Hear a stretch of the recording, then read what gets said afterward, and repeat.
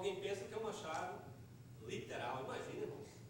Como é que é esse negócio? Como é que enfia a chave na morte e abre? Como é que é esse negócio, irmão? Sabe?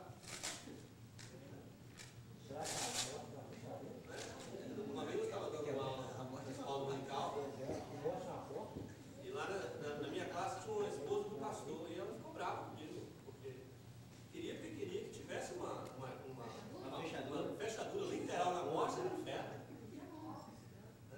Então, quando fala que ele tem a chave da morte e do inferno, irmãos, é um simbolismo. Então, exatamente, né? Que ele tem poder sobre a morte e sobre o inferno. Não é isso? Quando eu falo que eu tenho a chave na minha casa, eu tenho poder para entrar e sair quando eu quiser na minha casa.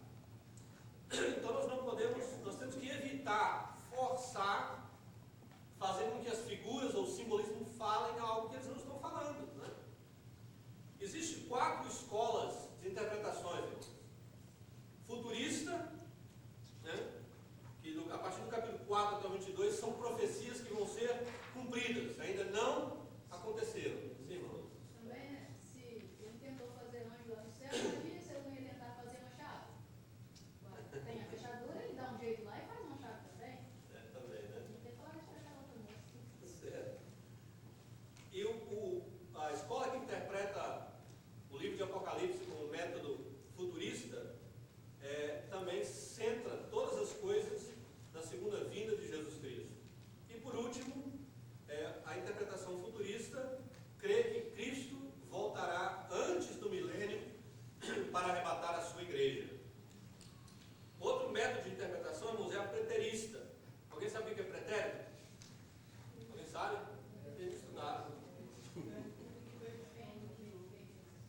Como é que é? Irmã,